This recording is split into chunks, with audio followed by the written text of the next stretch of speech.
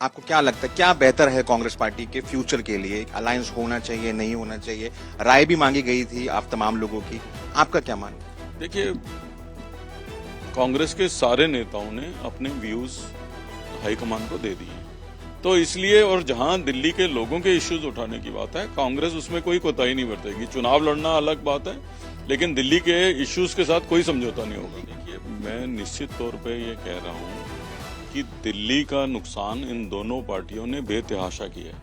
मेरे साथ हैं दिल्ली कांग्रेस के नए अध्यक्ष अरविंदर सिंह लवली। रवि साहब, सबसे पहले तो आपको मुबारकबाद, आप कल चार्ज रिज्यूम करेंगे। कांटो भरा ताज मैं कह सकता हूं, उसके लिए आपके लिए कितना बड़ा चैलेंज है ये, क्योंकि आपका जो वोट शेयर है वो 1 डिजिट में है फिलहाल, कितना बड़ा चैलेंज होगा आपके लिए? देखिए, निश्चित रूप से पिछले कुछ साल जो है वो कांग्रेस का परफॉर्मेंस अच्छा नहीं रहा, इसमें कोई शक नहीं है और मुझे कोई कहने में जो है वो हिचक भी नहीं है। मुझे किसी ने पूछा था एक इंटरव्यू में कि आप जब पहले अध्यक्ष बने थे और अब अध्यक्ष बने हैं तो क्या फर्क है। जब मैं पहले अध्यक्ष बना था तो लोग हमारी बात सुनने को तैयार नहीं थे, लेकिन हमारा संगठन कुछ ठीक हालत में था। आज जो है लोग हमारी बात सुनने को तैयार हैं, लेकिन हमको अपने संगठन को ठीक करने की जरूरत है। तो अगर हम अपने संगठन को ठीक कर लेते हैं, एकजुटता के साथ सब कांग्रेस जन लग सकते हैं, इसकी मुझे बहुत उम्मीद है। और मैं जो है यूनिलैटरल लीडरशिप में विश्वास भी नहीं रखता, कलेक्टिव लीडरशिप में रखता हूँ, और फैसले भी हम कलेक्टिवली लेंगे। सब लोग मिलजुल के, पुराने हमारे जो सीनियर लोग हैं, नए जो लोग हैं, उनका मिश्रण करके जो है हम निर्णय लेंगे। तो अगर हम अपने संगठन ठीक कर लेते हैं और दिल्ली के लोगों की आवाज को ढंग से उठाते हैं, तो कोई कारण नहीं है कि जो बाहर आज पूरे दिल्ली देश में चल रही है भारत जोड़ो यात्रा के बाद, लोग राहुल गांधी जी की तरफ देख रहे हैं, चाहे वो अनएम्प्लॉयमेंट का इशू उठा रहे हों, चाहे वो गरीबी का इशू उठा रहे हों, चाहे वो पिछड़े वर्ग का इशू उठा रहे हों, माइनॉरिटीज का उठा रहे हों, तमाम देश के लोग उनकी तरफ देख रहे हैं, ऐसे ही दिल्ली के लोग देख रहे हैं।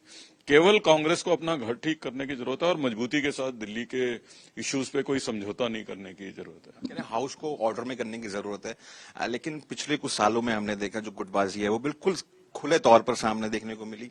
संदीप दीक्षित ने बाकायदा ट्वीट करके कहा कि मैं देवेंद्र यादव के साथ जो है मैं शेयर नहीं करूंगा, और भी तमाम चीजें आती रही। इन सब चीजों को आप किस तरीके से स्ट्रीमलाइन करेंगे ताकि एक यूनाइटेड कांग्रेस जो है चुनावों में जाए? देखिए, मैं समझता हूं कि डू और डाई की सिचुएशन है, तो इसलिए तमाम मेरी तरफ से कोई किसी भी कांग्रेस के नेता को ये रिस्पेक्ट में या उसमें कोई कमी नहीं रहेगी। तो मैं समझता हूँ सब लोगों को एकजुट, यही चैलेंज है, हम सब लोगों को एकजुट होने की जरूरत है। और उससे भी ज्यादा जरूरत है हमें नीचे के वर्कर को एकजुट करने की, जो घर बैठ गया उसको निकालने की, जिसका डीएनए कांग्रेस का है। उसको मैं इन्वाइट कर रहा हूं कि आइए, अपने घर वापिस आइए और जो है इस देश को इस कुशासन से मुक्ति दिलवाइए, उसमें अपना योगदान दीजिए। खुले दिल से, खुले दरवाजे से, बड़े दिल के साथ जो है कांग्रेस पॉलिटिक्स करेगी दिल्ली में। सर, दिल्ली कांग्रेस के लिए आई थिंक सबसे बड़ा चैलेंज आम आदमी पार्टी को सत्ता से बाहर करना। आप लगातार शराब घोटाले का बात उठाते रहे, आपने प्रदर्शन भी किए, मेमोरेंडम्स दिए गए, और ठीक उसी आम आदमी पार्टी के साथ आप इंडिया अलायंस के अंदर भी हैं। तो आप ये जो स्टेट और जो नेशनल पॉलिटिक्स है इसको आप कैसे डिफाइन, अपने वोटर को कैसे आप बताएंगे? देखिए, पहले तो कांग्रेस को खाली आम आदमी पार्टी को नहीं, भारतीय जनता पार्टी को भी देश से बाहर करना है। ठीक है, तो जैसे जैसे इश्यूज आएंगे, मैंने पहले भी कहा है। आप आम आदमी पार्टी को करप्ट मानते हैं? देखिए, मैं निश्चित तौर पे ये कह रहा हूं कि दिल्ली का नुकसान इन दोनों पार्टियों ने बेतहाशा किया है। दिल्ली जो है, जब हमारा रेजीम था कांग्रेस में, शीला जी की सरकार थी, मैं भी मंत्री था उसमें और भी हमारे साथी मंत्री थे, दिल्ली जो है वर्ल्ड की ग्रीनेस्ट कैपिटल बन गई थी। आज G20 के नाम पे दिल्ली को कहा जा रहा है कि दिल्ली का सौंदर्यकरण किया जा रहा है। दिल्ली फंड सरप्लस स्टेट है और दिल्ली में पैसे की कमी नहीं है, ना कभी हमारे समय में थी ना अब है। तो दिल्ली 12 महीने ऐसी क्यों नहीं दिख सकती? ठीक बात है, कोई मेहमान आपके घर आता है तो आप जरा थोड़ा सा ज्यादा कर देते हो, लेकिन 12 महीने ग्रीन क्यों, 12 महीने क्यों धुआं उठता रहेगा दिल्ली में? 12 महीने क्यों धूल उड़ती रहेगी दिल्ली में जब आप फंड सरप्लस स्टेट हो? इसी वजह से ग्रीनेस से आज मोस्ट पोल्यूटेड कैपिटल बन गई है। तो ये यात्रा के अंदर कोई अपनी जिम्मेवारी से नहीं बच सकता, ना दिल्ली की सरकार बच सकती है, ना केंद्र की सरकार बच सकती है।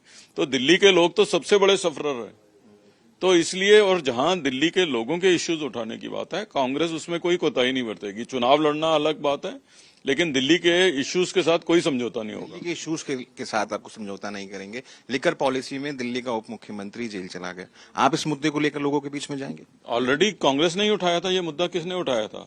तो इसलिए लोगों के बीच जाने की बात ही नहीं है, ये तो इश्यू ही कांग्रेस ने उठाया था। तो मतलब आप ये कह रहे हैं कि इस मुद्दे को भी, जब हम अलायंस की बात कर रहे हैं, उसको आप दिल्ली के अंदर लोगों के वोटरों के साथ में आप बताएंगे, उनको अवेयर करेंगे? देखिए, आप आम आदमी पार्टी की बात कर रहे हैं।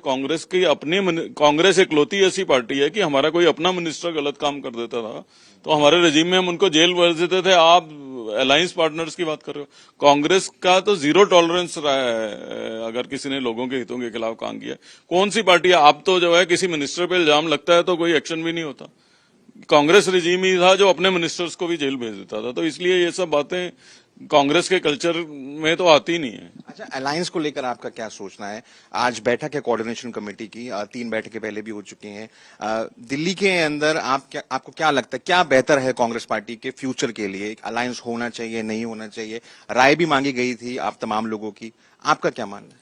देखिए, कांग्रेस के सारे नेताओं ने अपने व्यूज हाईकमान को दे दिए हैं, और मैं समझता हूं कि कांग्रेस में यही अच्छी बात है कि हर आदमी को अपने व्यूज एक्सप्रेस करने की आजादी है। लेकिन अच्छी बात यह है कि तमाम लीडरों ने अपने व्यूज एक्सप्रेस करने के साथ साथ ये भी कहा कि जो हाईकमान का फैसला होगा वो हम सब लोग मानेंगे। तो हमने अपने व्यूज हाईकमान को बता दिए हैं। प्रदेश अध्यक्ष के नाते मेरा फर्ज दिल्ली में संगठन को मजबूत करना और दिल्ली के लोगों की समस्याओं को ठीक ढंग से उठाना है। अलायंस होगा नहीं होगा, इसका निर्णय हाईकमान को करना है। जो हाईकमान का आदेश आएगा उसको दिल्ली कांग्रेस के लोग मानने के लिए तैयार हैं, और हम हर परिस्थिति के लिए तैयार हैं।